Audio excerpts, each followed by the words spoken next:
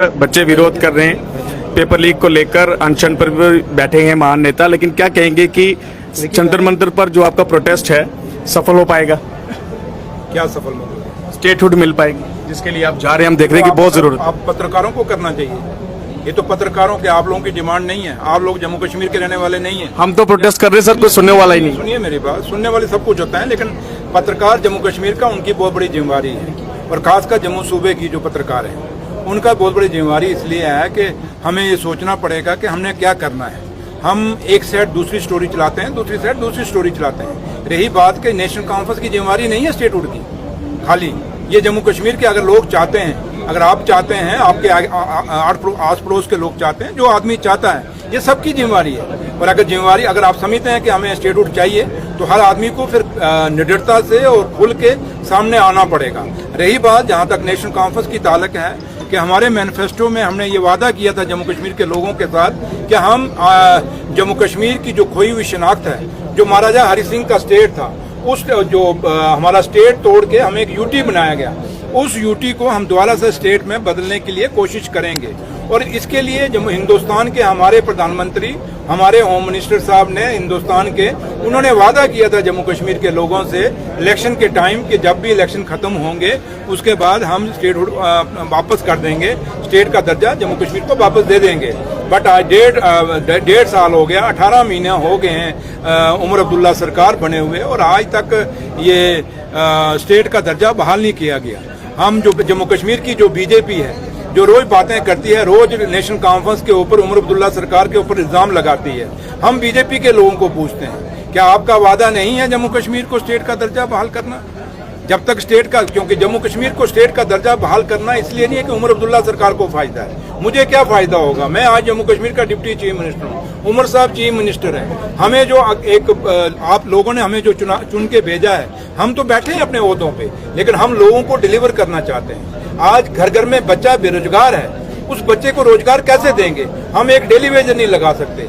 आपको याद होगा जब 2008 में सरकार बनी थी, उस समय कितने डेली वेजर लगाए थे उमर साहब ने? उमर साहब जब चीफ मिनिस्टर बने थे, वही डेली वेजर जो उस समय हमने लगाए आज वो पक्का होने के लिए डिमांड कर रहे हैं। लेकिन पिछले 11-12 साल में यहाँ बीजेपी और पीडीपी की सरकार रही। क्या आप बीजेपी के लीडरों को पूछते हो कि भैया आप बताएं, या आप तो कहते हो कि नेशनल कॉन्फ्रेंस के लोगों ने इनको पक्का नहीं कर रहे हैं, हमें तो 18 महीने हुए, लेकिन ये तो बताएं बीजेपी के लोग कि 11-12 साल आपकी हुकूमत रही बीजेपी और पीडीपी की, क्यों नहीं डेली वेजरों को पक्का किया? क्यों नहीं रैबरे खेल को पक्का किया? क्यों रैबरे जंगलात को पक्का किया? क्यों रैबरे ज़रात को पक्का क्यों नहीं किया? होमगार्ड को क्यों नहीं पक्का किया गया? एनवाईसी को क्यों नहीं पक्का किया गया? क्यों नहीं जो आपके लोग जो आज एनएचएम के हैं, आपकी आंगनवाड़ी हमारी लड़कियां हैं, उनकी क्यों नहीं काम किए गए? आशा वर्कर को क्यों नहीं काम किया गया? ये जरा आप सवाल, ये रोज जो यहाँ घूमते हैं आगे पीछे और हम उनकी सिर्फ सुरेंद्र चौधरी को क्रिटिसाइज करने के लिए उनसे बाइट लेते हैं। मुझे लगता है कि सुरेंद्र चौधरी को के खिलाफ बाइट लेने से कुछ नहीं बनने वाला। बात ये होगी कि जम्मू कश्मीर के लोगों को क्या मिला, निशारा के लोगों को क्या मिला, क्या लोगों ने जिनका मकसद के लिए आप लोगों को लोग देखते हैं, लेकिन आप लोगों की भी जिम्मेवारी बनती है कि आप लोगों को एक इंसाफ करें, लोगों को एक दिखाएं उन लोगों के चेहरे जो लोग नहीं काम। आपके सामने आज निशारा काम हो रहे हैं, लेकिन निशारा में एक ऐसे लोग हैं, एक ऐसा पेज है जो रोज चढ़ता है, आपको दिखता नहीं है क्या? आप उस पेज के ऊपर क्यों नहीं बोलते? रोज कहता है, जब कोई दूसरे बाहर के लोग कहते हैं जी निशारा बहुत काम हो रहा है, बहुत काम हो रहा है, बहुत काम हो रहा है, तो क्या आप उन लोगों को पूछते हो कि भैया आप क्यों क्रिटिसाइज कर रहे हो? अगर निशारा के काम रुक जाएंगे तो नुकसान किसका होगा? क्या सड़कों पे आपके यहाँ के पत्रकारों ने नहीं चलना? क्या निशारा के लोगों ने नहीं चलना? क्या बीजेपी के लोगों ने इन सड़कों पे या इन पुलों को क्रॉस नहीं करना? इन चीजों से हमें ऊपर उठना होगा। यहाँ हमें वो लोग हम पे इल्जाम लगाते हैं जिनके उनके क्रैशर कितने हैं। कभी आप में से किसी ने पूछा कि जनाब आपके क्रैशर कैसे लग गए? सुरेंद्र चौधरी को तो कहते थे क्रैशर कितने निकले क्रैशर? वो लोग कहते थे कि सुरेंद्र चौधरी ने यहाँ कहीं कहते हैं जी ट्रांसफर में पैसे खाते हैं, उनको बोलो प्रूफ है तो लाओ ना, क्यों नहीं सामने खड़े करते?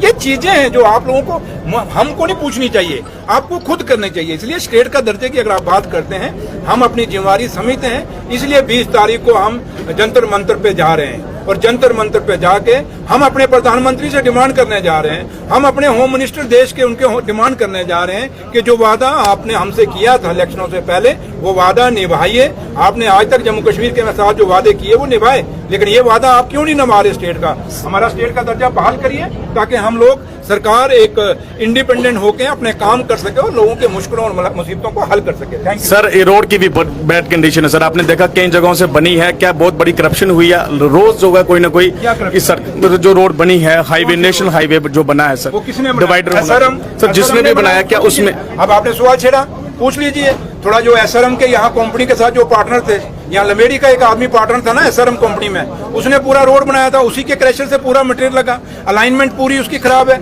उसके ऊपर इंक्वायरी चल रही है। जरा उनको पूछ लीजिए भैया ये जो जब आपने रोड बनाई थी इसकी अलाइनमेंट क्यों गलत की? उन्हीं बंदों को पूछिए जो लमेड़ी में कुछ लोग बैठे हैं जो एसआरएम के पार्टनर हैं, आपके सामने वो ले में भी काम कर रहे हैं। वो वहाँ टनल जो है ये पाटा दूरिया में जो पीजी के पास टनल बन रही है उसमें भी एसआरएम के पार्टनर हैं लमेड़ी के कुछ लोग। उनको पूछिए कि आज जिस रोड पे एक्सीडेंट हो रहा है, ये आपका बगनोटी वाला, ये राजल वाला और ये लमेड़ी वाला जो सियोट वाला रोड है, जिस लोगों ने बनाया ये आपके पड़ोस में तो हमारे यहाँ तो रहते हैं हमारे, जरा उनको पूछिए क्यों आपने ये गलत रोड बनाया, क्यों इसको बराबर क्यों नहीं किया? इसमें जिग जैग आप देखते नहीं कितना जिग जैग है, और जब ये बनाया गया इसके ऊपर आपने क्यों नहीं डिवाइडर लगाए?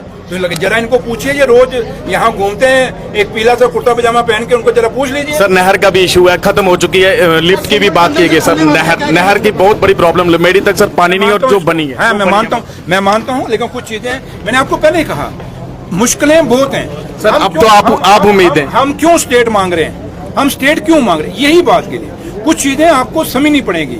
हम स्टेट ये जब हम स्टेट मांगते हैं कहते हैं जिनको स्टेट दे दिया ये हम लोगों को अंदर करा देंगे, भाई जो करप्ट होगा उसको अंदर कराएंगे।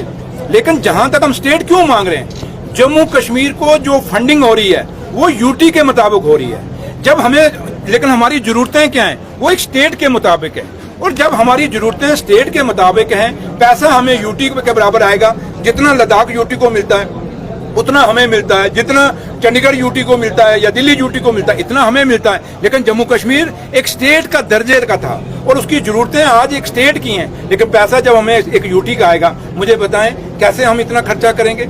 आज आपके जल जीवन मिशन है, किसके टाइम में हुआ?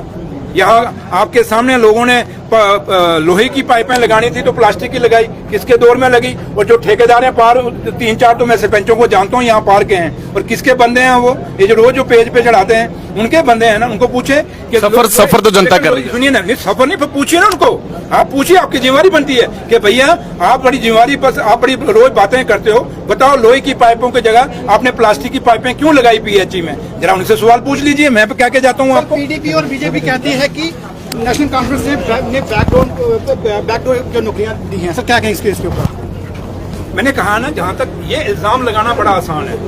अगर बैकडोर एंट्री हमने रिक्रूटमेंट की है, जम्मू कश्मीर बैंक में 2000 लोग लगे थे, क्या बीजेपी और पीडीपी के रिश्तेदार नहीं लगे?